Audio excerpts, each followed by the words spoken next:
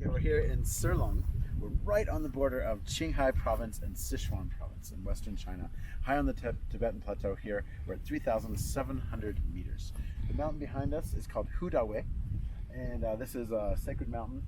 Many Tibetans will go up to this mountain and will actually make smoke offerings to the local deities, and they'll also hang prayer flags on the top of this mountain as well. This mountain is an extension of the Kunlun Range, which is a major part of the whole northeastern section of the whole Tibetan Plateau. So we're here, right on the border, and tonight we're looking at this nomad lady as she is milking these yaks.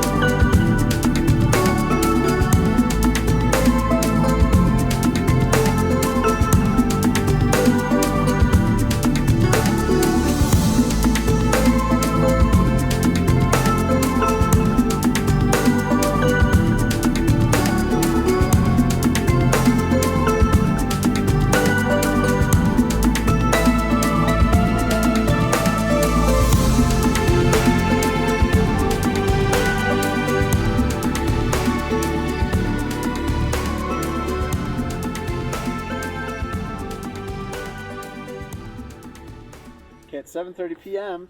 and that means it is time to separate the yaks into their specific ropes so the mothers are separated from the babies. This is usually the work that's done by the women, and I have to give credit where credit's due here. The women are the real workhorse of the Tibetan society. Usually the men, they are hardworking. They go out and they ride the horse and they herd the yaks and the sheep, and they do kind of some dangerous work out in the mountains. The women often staying at home, they're cooking, they're cleaning, and of course they are taking care of the yaks. They're milking the yaks and they're separating the mothers from the babies. Yeah, that's right. So Tibetan women are really hardworking. They really work very hard. As I grew up as a Tibetan boy, Tibetan nomad boy, I would say. And my mother and my sister really working very hard. Sometimes they get up 4 a.m., which is very, very early. So normally the man is a little bit late, get up and work, but in very early times there are a lot of things for men to work. For example, like they need to make all the containers, which is made by the yak skin or sheep skin, and then they are working on the cloth.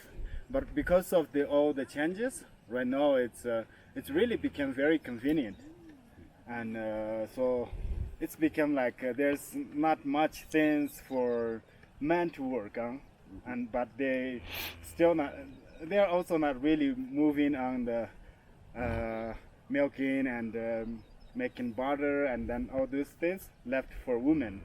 So which is a little bit not equal. So women work really hard, and then there's not much things left for men to work because of all these changes. And then it's easy to buy the clothes, and then for food also normally they buy in the market. So yeah.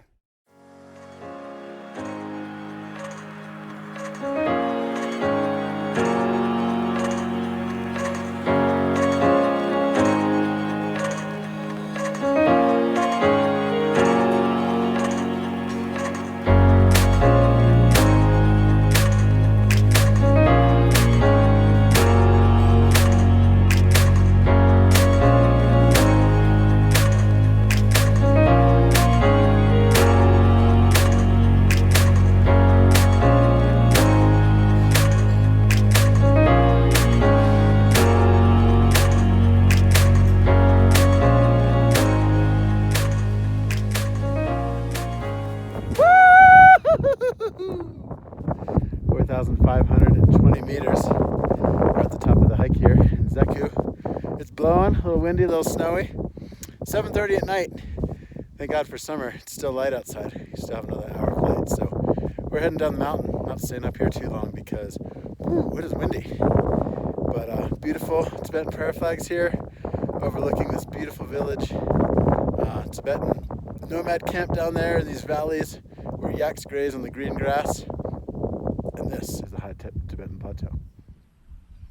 Okay, you can see these little cuties here. They're all trying to get away from me. But these little baby yaks at 3 months old, if you look at their fur is almost 100% down. That means it's extremely, extremely warm. These are built to endure very, very cold temperatures. So when a baby yak is born, it has 100% down for its fur.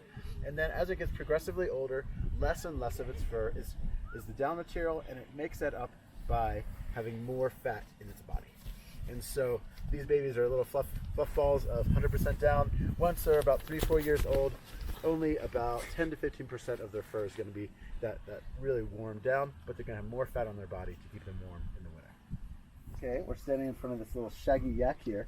You can see this hair, the top hair hanging off the yak that looks a little bit like a dreadlock. This is called kula, or kulu. And this hair is very important for making rope. In fact, a lot of these yaks are actually tied up using the rope or using the fur that was made from this kulu.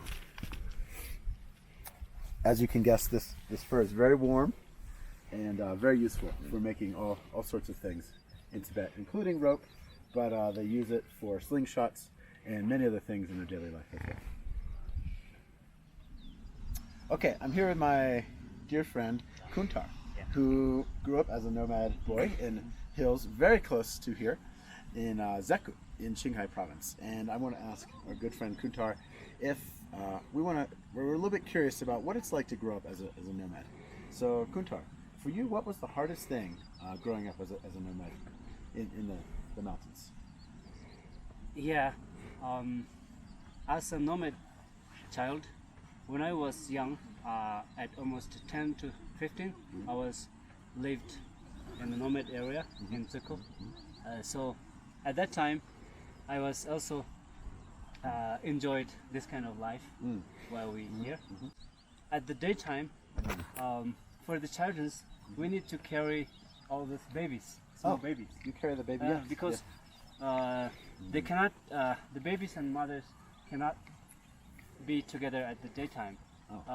Because of we should make lots of milk then for the next day. So babies could be that side of the mountain, and then the big yaks can be other side of the mountain. So you used to go out way out in the mountains, and you'd have to carry these baby yaks back home. Not just carrying. I mean, we need to look after them. While they were on the mountains. So no wolves attack them. And also make sure to not mate with their mothers. Yeah, right. Because you need that's to a little preserve bit the weird, milk. but yeah. No, I understand. You separate the mothers from the babies, so you preserve the milk, so then you can then use the milk to make butter and cheese. It might be hard for the babies because whole day they cannot get milk from the mothers. But the Nomad life was just like that. Wow. Did you actually have to carry them, in your arms like that? Maybe some weakness and some are just to burn the day, and we need to carry them to home and make the milk with their mother and just that. Wow. Yeah. So about how many days old does a baby yak start walking? It's mostly they can walk on the next day when they burn. Oh, day two. Day two. Yeah. Wow, that's very fast compared to humans that walk 1 year old. Yeah. It's easier to. Yeah, that's amazing. Kuntar, do you have any interesting stories about a baby yak that got lost in the mountains and you had to go find them in the mountains? Yeah. When I was a child, I also met some funny stories. Like when I was young, one day a small baby slipped on over a cave path of the mountain. And we didn't found them while we back home. And I returned to home and talked to my family. and my older sister come up with me, and we went to the mountain and find the little baby. Wow. So you but came that back is and you didn't have hardest- it. yeah, that is hardest way to find with ourselves. Just one. How would you find one that's why tiny yak? we need to sometimes we need to took the mother. And then through the mountains we can find it. Yeah. The mother like calls. Okay. Yeah. Like Yeah. This kind of. So that's why. Wow, that's interesting. That's it. A funny So story. to find the baby yak, you actually have to carry the mother out there, and so it recognizes the Yeah, mother's yeah, sound, yeah. and it comes to the mother, drinks the milk, and then you can. Yeah, bring it things home. like that. Yeah. Did a yak ever kick you, or did you ever get hurt while you're handling the yaks? It looks like you grab them by the foot to attach them to this rope, so it looks like it could be quite violent if they're trying to get away. Some kind of yaks can kicks to the people. Yeah. But small ones, it's no problem. Yeah. If they kicks, it's not. Just a little, yeah. But the biggest one, while we tied them at the home, Yeah. it will be dangerous Yeah. because of the something like wild yaks. It's very dangerous. Yes. When people get close to them. And I've never tied by the kicked by the big yaks. Oh. But small ones are okay for me. How about horns? Has they ever given you a horn in the side or? In the Yeah, back? yeah. Some rescue ones, they were tied to me Yeah. when we trying to catch them. Yeah. And for me, it's now I've it's been 10 years from living from the nomad area, so it's a little bit hard for me to catch the biggest one. It's quite a skill. I'm a little bit afraid of that. Yeah. But to catch them, do you grab them by the horns, or how do you manage to this huge, 500 to 1,000 pound animal? How do you manage to catch that? Actually, normally we had this kind of ropes here on their neck. Oh, okay. So we have a little leash. yeah. So we tied like this. The big ones. We need to catch like this. Yeah, you just And have to then- grab that. Yeah. Yeah. Otherwise, the horn hurts us. Yeah. Maybe sometimes we can do this. You can hold it. Yeah. So that's why. That's That's interesting. interesting. Yeah. In American English, we have this interesting saying called "grab the bull by the horns," which means go out and get your opportunity.